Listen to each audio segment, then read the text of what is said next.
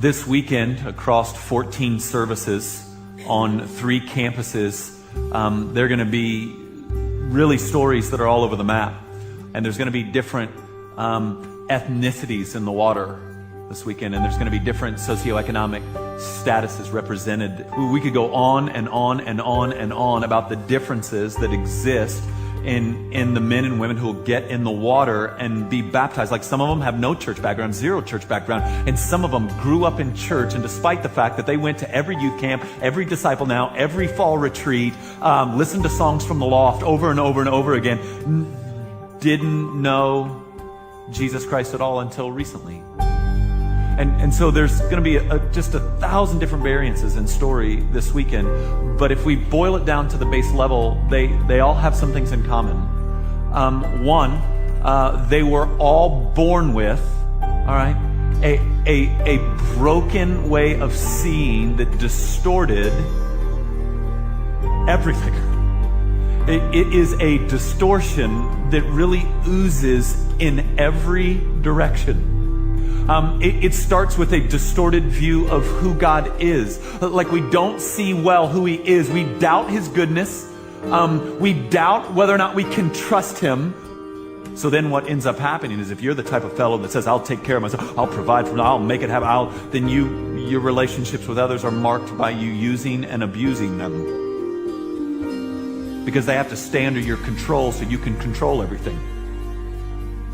And you crush them. They have to make you happy, so when you're not happy, it's their fault.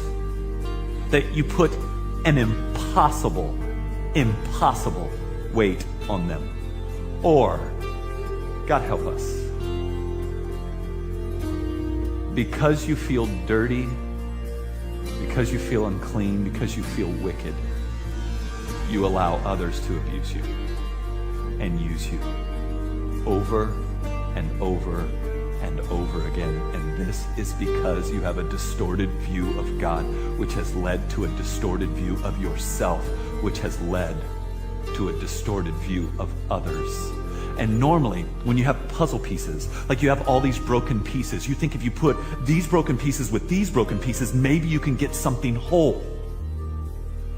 The problem is that if you take these broken pieces and these broken pieces and you try to cram the 2 broken pieces, you actually further break the broken pieces. You tracking with me?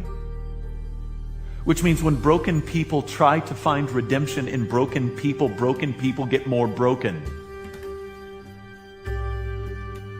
And all of this begins. All of this, listen. Almost every piece of your sorrow, almost every bit of your pain, almost all of your loneliness and despair can be traced back to a distorted view of who God is, of how He sees you, of what He thinks about you, And then, since you have a distorted view of God that has led to a distorted view of yourself, which has led to a distorted view of others, we can see why the world's such just a big mess, can't we? So if there's any doubt of whether or not you're worthy or not, any doubt of, let me answer that question. You're not worthy. What makes grace so phenomenal isn't your worth. What makes grace this thing that we praise God for and worship Him for is not that you're clean. It's that you're dirty and He loves you in it. I've told the Village Church 1 billion times since I got here, God does not love some future version of you. It's not some cleaner version of you that He likes. And over again, this is the message of what Jesus Christ does in the cross. That regardless of background, regardless of socioeconomic status, regardless of whether or not you shook your fist at the heavens and said, I hate you, on some dark moment, whether or not you were involved in such wicked activities that you can feel the shame on you still, He buys us back from the slavery of distortion. And this is what we're celebrating here across all these campuses. This is what every man, woman, and child that gets in the waters at all 3 campuses across all 14 services is going to say. They're going to say some version of that. There's a distortion. All right? The eyes are opened to that distortion. There is a surrender to the cross of Jesus Christ, to God Almighty through the cross of Jesus Christ. And there's been this change in how we see the world around us. And this is what we celebrate. So if you don't have a lot of background in church and get really confused about what our message is and what we believe and what we say and what we, is that, some of you are like, well, I just thought you hated the gays and you were against sex. No and no. No and no. I thought you guys just didn't drink beer and you didn't watch rated R movies. Again, no and no. Although we do want to practice wisdom in all things. If you never quite understood what it was we were celebrating, because if you were like me, when I started seeking, I was very confused at what exactly Christians were celebrating. Were they celebrating their moral superiority, or I would say their pretend moral superiority, having known Christians? Were they celebrating maybe that they were bad and now they're not? Because that's legitimate. I see that on Oprah all the time. I was bad, I did all these bad things, not anymore. Maybe that's what they're celebrating. That's not what we're celebrating. We're celebrating that while we were at our worst, Christ died for us.